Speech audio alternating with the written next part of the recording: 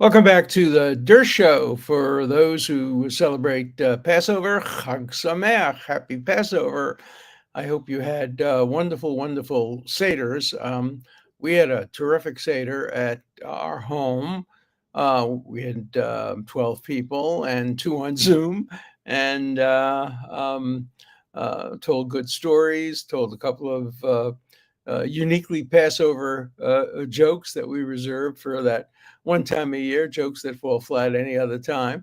But it was fun. Ate too much, and I tried to limit myself this year to one glass of wine instead of the four that is traditionally required for a seder. But it was wonderful. And I want to wish, and it was an ecumenical Seder, as we always have, because we have members of our family who are not Jewish. So we always focus on the egg. Egg is symbolic both of Easter and of Passover. And there are other parts of the Seder that are reminiscent of Christian tradition. Of course, the Last Supper was a Passover a Seder. I think two of the Gospels describe it specifically as a Seder. And so obviously there is a connection between Easter and Passover. The connection is the temple in Jerusalem. Obviously, the New Testament tells about Jesus going to the temple and knocking over the tables of the money lenders. He didn't like what he saw, and he wanted to see the temple as a place of prayer and holiness, not as a place of financial benefits. Told a few topical jokes. There's a tradition that you have to sell all of your non-Passover food, like all the bread. You can't have bread in the house, so you sell it. You sell it. So I started out by saying I wanted to sell my all the bread and all the non-Passover, but the tariff was just too high, so we had to hold on to it. Not funny, but topical.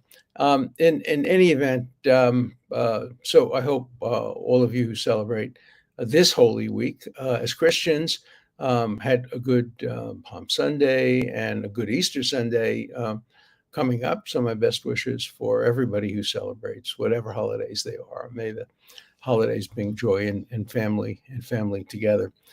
So let's start out with breaking news. Harvard University today declared war on the Trump administration. They'll say the Trump administration declared war on them. Both are points. What happened is the Trump administration said it was going to hold back and not give significant grants that it always gives to Harvard unless Harvard does A, B, C, D. And Harvard said, no, we're not going to do A, B, C, D. We're going to court. And they really spoke with two voices, and it's very interesting. I think I'll have a show on this once we get more information. But on the one hand, the president of Harvard, who's a very decent guy, I know him, Alan Garber, I've known him for a long time, wrote a letter to the faculty and make public statements saying, no, we're Harvard. We're not going to give in to the government. We're not going to capitulate. We're going to fight them. And the faculty was thrilled because, the hard left faculty does not want to in any way compromise. So the Harvard administration sent a powerful message to the faculty, which was pressuring them enormously. But then very quietly, they sent another message to the government. Who do you think they hired to be their lawyer? The lawyer for the Trump family, the lawyer for the Trump businesses, somebody who is very, very close connected to the Trump. So they're, as usual, Harvard, speaking out of both sides of their mouth. To the faculty, we're going to stand up. We're going to fight like hell. We're going to hire the best litigators in the world.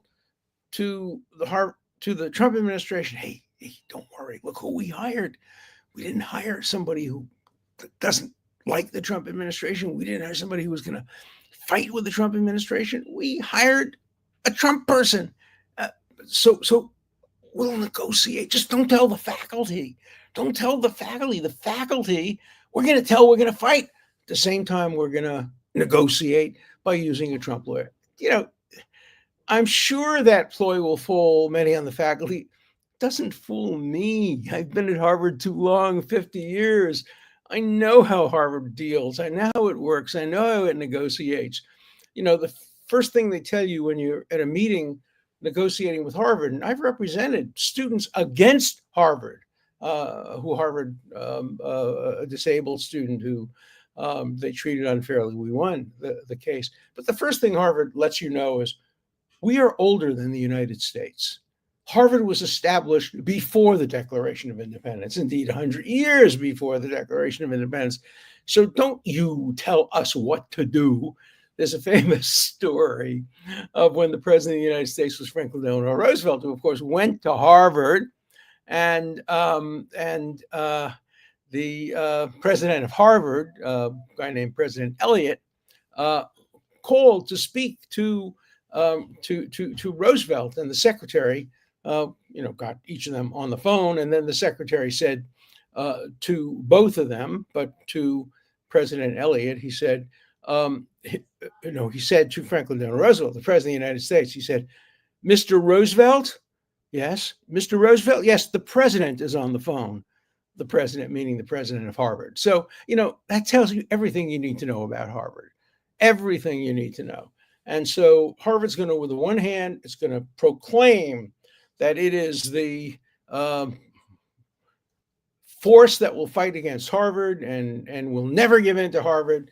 And at the same time, it will send a message to the Trump administration: just don't tell the faculty, but we're here to negotiate. We'll make a deal. Don't worry. Please don't take away our money. So I suspect we'll be following this story, and no one is better. This, with all due modesty, there's no one in the world who is better qualified to analyze this story than me, because I'm a tough lawyer with 70 years of experience almost as a litigator, and I know Harvard in and out and thorough, and I know all the players. And you'll hear from me what's really, really going on. You won't read it in the New York Times. You might read it in Bloomberg, because I just gave an interview to Bloomberg. And so that's today's news. There are also other 2 points of news. One, some of you may have seen the press conference. The president's doing an amazing job with these press conferences. He sits around in the Oval Office. He has the vice president next to him, Secretary of State, the Attorney General, and he schmoozes with whoever the guest is. The guest today was the president of El Salvador, and basically they together said, no, we're not sending this guy back from Maryland. But Stephen Miller seemed to suggest that when the administration said we made a mistake in deporting him, they were pulling back a little on that. They were saying essentially, no, we didn't make a mistake. He's not an American citizen. He came here illegally. A court determined, apparently, that he is a member of that gang, although he was seeking asylum from the gang, and that's the reason there was a stay for him to be deported. So it's going to be interesting because on the merits, the Trump administration seems to have the better of the argument. On the other hand, if there was a stay and a court said you can't send him back, then it was a mistake to send him back. So we'll see what happens. This is the closest we're getting to a constitutional crisis. If, in fact, the administration says, we don't care what the courts say, we're holding him because we're not bringing him back because he's not an American citizen and he's an El Salvadorian. And the Supreme Court reaffirms and says you got to bring him back, that would be a constitutional crisis. We're not there yet, but it's possible we'll get there. And then the president reiterated the 2 elements of his Iran policy. Number 1, very firm, very clear, very strong. Iran will not develop a nuclear bomb. Number 2, we'd prefer that goal be accomplished diplomatically rather than militarily. The question is, can it be accomplished diplomatically rather than militarily, or will the Trump administration get a better deal than the Obama administration, but still not a good enough deal? Because you just have to assume that the administration, the mullahs, the Iranians will cheat, and they will develop a nuclear bomb if they have the capacity to do so without violating any agreement. There are all kinds of ways of assuring, as the Libyan model where Libya not only said they were going to give up their nuclear ambitions, but actually did, and allowed everything to be destroyed and inspected and all that. I doubt Iran's going to do that, but you never know. Who knows? Maybe they will. Okay, let's get personal now. One of my best and oldest friends, who I've known since kindergarten, went to an interesting Seder on a Saturday night.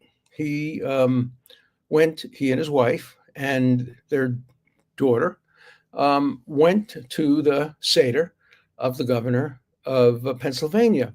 They are related. My friend's daughter is married to the brother of the governor of Pennsylvania, and they were at the Seder. They were celebrating the Seder, and then they went to sleep. And at 2 o'clock in the morning, you know what happened. The state troopers banged on everybody's doors and told them they had to get out immediately. And there was a very serious fire right at the place where the Seder had taken place. In fact, there are photographs of burned holy books that were used for the Seder. They're called Haggadah, which tells the story of the Exodus from Egypt. And those books were burned. So the arsonist, we now know who was suspected of being the arsonist. He apparently admitted it and turned himself in. So there doesn't seem to be any factual doubt. Went after the place where the Seder had just been conducted. And fortunately, nobody was there at the time, and nobody was hurt. The governor has 4 young children, and you can imagine that they were a little bit scared. They're woken up 2 a.m. and told, you got to get out of there as fast as you can. And I don't know. I reached my friend by email, but I have not spoken to him. It is still today the last day of the holy part of Passover, where Orthodox people don't answer the phone and don't talk on the phone. So I haven't had a chance to talk to my friend or his wife, but I got emails from them. What I don't know is whether they were where they were at the time of the fire. I just don't know the answer to that question. And I know they had a second Seder last night. I can imagine last night's Seder being a little more interesting than the Seder the night before. The Seder the night before was, a conventional Seder. Nobody had any idea what would happen in the next hours. Usually the Seder ends about midnight, and this happened at 2 in the morning. And then the next day there was a second Seder. So I don't know, and I don't know what the motive is behind the arson. But this guy's having the book thrown after him, obviously. He has been charged with, not indicted yet, but charged with arson, attempted murder. He apparently admitted that had he seen the governor, he had a hammer with him. He would have beaten him on the head with a hammer, the way Nancy Pelosi's husband was seriously injured by an intruder who was coming to get Nancy Pelosi. She was out of town, but he fell victim and he was hit on the head and very seriously injured. This guy said he would have done the same thing to Governor Shapiro. We don't know what the motive was. I mean, it gets divided into two. First, was the motive, did it have anything to do with Passover, with the Seder? Was it directed against Shapiro because he's Jewish? As you know, Shapiro is very openly Jewish. The reason he didn't get the nomination as vice president, which might conceivably, hypothetically, have turned the election around. After all, they lost Pennsylvania. The Democrats, if they had Shapiro on the ticket, they would have won Pennsylvania. But Kamala Harris didn't want to nominate Shapiro because he was Jewish and because he's a Zionist, a supporter of Israel, and openly Jewish. There are a lot of Jews, who you don't even know they're Jewish. But Shapiro, announced that he was going to have a Seder and put out photographs of the table set for the Seder. So the first question is, was the motive, did it have something to do with Shapiro being Jewish?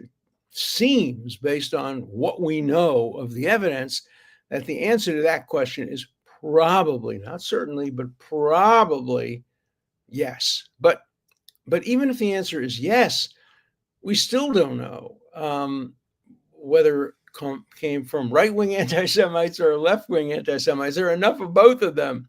Trump went out of his way to say, well, the guy who did this didn't like Trump. I don't know where he gets that information, but he said it. And Dana Bash on CNN said, we don't know what his motive was, but we know he didn't like Biden. So already we're seeing suggestions of which side they don't like. I think Shapiro gets the best of the argument, and he says, doesn't matter whether you're an extreme right-wing anti-Semite and bigot or an extreme left-wing anti-Semite and bigot. It's not okay. It's wrong. My analysis has always been that there's more direct violence directed at individual Jews by the extreme right than by the extreme left, and much more violence directed at the Jewish people, Jewish institutions, Zionism, Israel, from the left. I've also said that the left is more dangerous than the right, because although right-wing people do terrible things, shoot a synagogue up and maybe try to burn the governor, we don't know. Those are individuals, number one. And number two, that's law enforcement issue. What's going on the left is very different. It's pervasive. It reflects what's the future of our country. And so I think that anti-Semitism from the left is much, much more dangerous to America and to the Jewish community than anti-Semitism of the right. You wouldn't believe that if you, again, saw CNN. They had a program on extremism, but most of the extremism that they were talking about, obviously, came from the hated right, which they hate not from the beloved left, although they had a little bit of both. But by the way, in the prelims leading up to it, the only people they interviewed were people who talked about right-wing anti-Semitism. So, CNN continues its biased reporting, and it seems like it's inherent in everything CNN says. You just can't believe anything they say. They're so biased and so one-sided, and they confuse the news and opinion so starkly that I can't watch it. I mean, I flip and I just want to see how bad they are, and then I flip to other stations. And but CNN, MSNBC, just you can't believe anything you hear on those stations, as well as some newspapers, including the New York Times and the Jewish Forward. I mean, the most anti-Semitic paper in America is the Jewish Forward, a Jewish-owned newspaper which caters to the Jewish community and has never found anything Jewish or Israeli that they like. They try everything in their power to put a negative spin on everything Jewish. Just recently sent me a solicitation for money. I can tell you it got into the wastebasket so fast. I don't think any self-respecting person should ever support the Daily Forward. It used to be a great newspaper, but then it was taken over by the hard left, the anti-Israel left, the anti-Zionist left, and it became a kind of spokesperson for anti-Israel organizations, anti-Israel people, J Street, Peter Beinart, Jewish Voice for Peace. They don't go so far as Jewish Voice for Peace, but they're very, very anything Jewish, they'll find a negative thing to say about them. That's the Forward. So I despise the Forward, and I despise much of the media today. And that's why I think some people watch my podcast, because they want to try to see if it's possible to get the news straight. And so we're going to find out more about this guy who was arrested. We're going to probably find out what his motive was. We're going to find out whether it was right or left. And we're probably going to find out that he had some emotional problems. He was previously charged, apparently, with some violence against members of his family. So it doesn't surprise me. But, there are usually two elements to this: the person themselves, and what did they read, and what did they hear, and where did they get inspired by? And, I'm a strong believer in free speech, but speech is not free. It has consequences. And particularly with the internet. You today see so much hate on the internet, that you can easily see a mentally disturbed person reading the internet and saying, "Oh my God, that governor of Pennsylvania is Jewish and he's having a Seder. Let's burn his house down." I can easily imagine that. Things just don't happen. There are causations, and causations include media, and causations include what people are hearing and listening to. And so, don't ever think that free speech is free. Free speech is expensive, risky, dangerous, but worth it. Okay, let's look at our letters. Most of the letters had to do with this, with deportation and immigration. A lot of pretty good and interesting letters. If your MS-13 if I see your MS-13 tattoos, is that due process that you are MS-13? And I'm going to read this together with another letter. A couple of letters, because it's the same question. The man sent to El Salvador had numerous court cases and was found to be a member of MS-13 years ago, was ordered deported, MS-13, designated terrorist, etc. And so there's that question. And then, can Mr. Dershowitz please elaborate what you mean by due process? Is it something elaborate which ties the chief executive's hands and delays the deportation by long periods of going from court of appeal and then costing a lot of taxpayer money? If so, doesn't seem fair to citizens want to be safe from crime. Megyn Kelly gave her view on what is due process for illegal immigrants. Do you agree? Hey, Alan, next letter. The Supreme Court ruled 9-0 that Trump had to get that innocent guy back. He won't. How do you feel about it? And then, if individuals are here illegally, what could be due process other than that they're here illegally? So, it's, I think, a fair question. And I don't know enough of the facts to give you a definitive answer, but due process literally means the process that is due to you by the law, based on the circumstances. So, the process that was due to Khalil, he had a green card. He could hold his green card up. He could say, "Look, I'm here legally, so you can't deport me unless you can prove that I violated the conditions of me being here." So Khalil deserves very considerable due process. Does it mean you have to prove he committed a crime? No, probably not.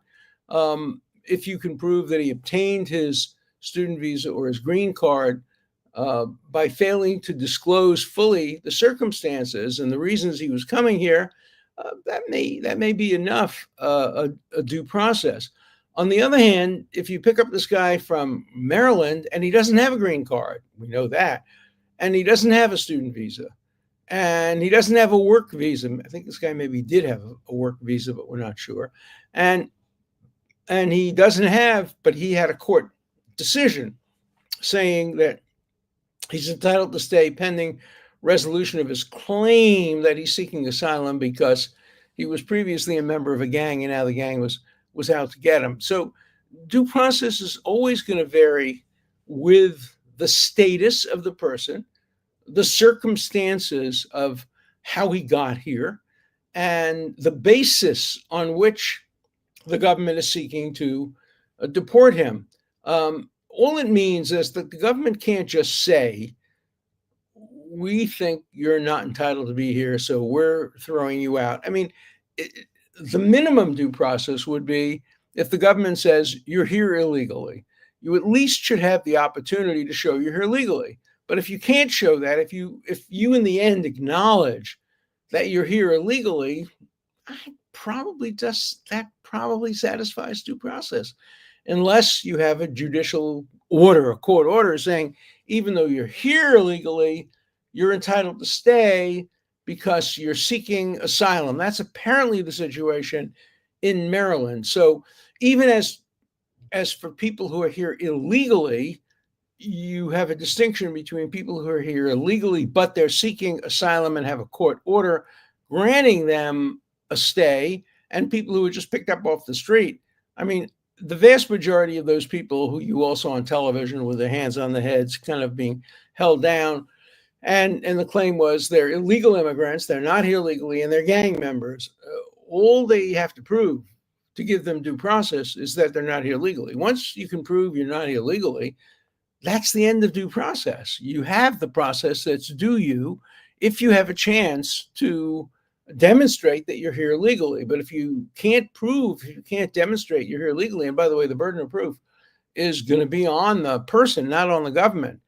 If you're in the country and you don't have papers, you have to demonstrate that you're here legally. If you're here legally, like Khalil was here legally, then the burden shifts to the government to demonstrate that you violated rules or you engaged in fraud in getting your legal status. So it's complicated, but due process is not a magical talismanic formula. You don't either get it or don't get it. It depends very much on the circumstances of the case. Again, all due process means is the process that's due you by the Constitution and by the laws of the country. And that depends on what your status is. And so we have three different situations in the news today. We have Khalil, who's here legally, and thereby the government has to demonstrate that he violated a statute. That statute could be something as vague and general as that he's doing and saying things that are inconsistent with the foreign policy of the United States. That's what Marco Rubio is alleging, and the courts may very well sustain that. So that's one due process for somebody who's here legally. The other is due process for somebody who's just here illegally, and all you have to do is demonstrate that he's here illegally. That's due process. And then there's the third one, which seems to be the Maryland case. He's here illegally, but he has a court order saying he can't be deported pending resolution of his asylum. So that's my little my little lecture in a nutshell on due process. I have to tell you, it's not the clearest area of law. But the point I'm making is that it all depends. It depends on your status. It depends on what the government is alleging. All it means is that whatever process is due to you under the law, you're entitled to get that.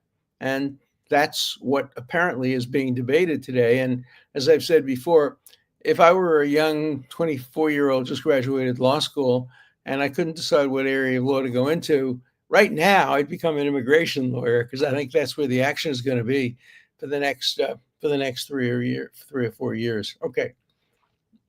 Letter. Excellent analysis. I voted for Trump. I generally agree with what he's doing, but I don't always agree with the way he is doing it. I get that he's probably testing the limits of the power, but I would hope that his advisors didn't advise him to be so aggressive. I suppose that's natural because I always want due process and I loathe unconstrained governmental power. I guess that makes me a libertarian. You're absolutely right. That makes you a libertarian. It makes you a conservative. And you would think that conservatives and liberals alike would join the demand for knowing that everything is done according to the law and everything is done with due process. But I think too many people see due process, simply due process for me, but not for thee. We don't want it for people who we oppose. All right, final letter. Bill Maher had dinner with Trump last week and referred to him as a gracious and measured. He also said a crazy person doesn't live in the White House. A person who plays a crazy person on TV a lot lives there. This doesn't come as a surprise because it sounds so much like the times you said that most politicians appear sharp in public but fools in private, while Trump is the opposite. Well, I had the same experience that Bill Maher had. I've been to the White House. I have had dinner with President Trump, both in the White House dining area with a small group of people, and then essentially alone with him in the Oval Office, the little room off the Oval Office. And I've, met with him on a number of other occasions. My wife has too. My wife openly, publicly has stated she didn't vote for him, but whenever she's met him, she always comes away with the same impression. He's a gentleman. He is humorous. He is not the person you see on television.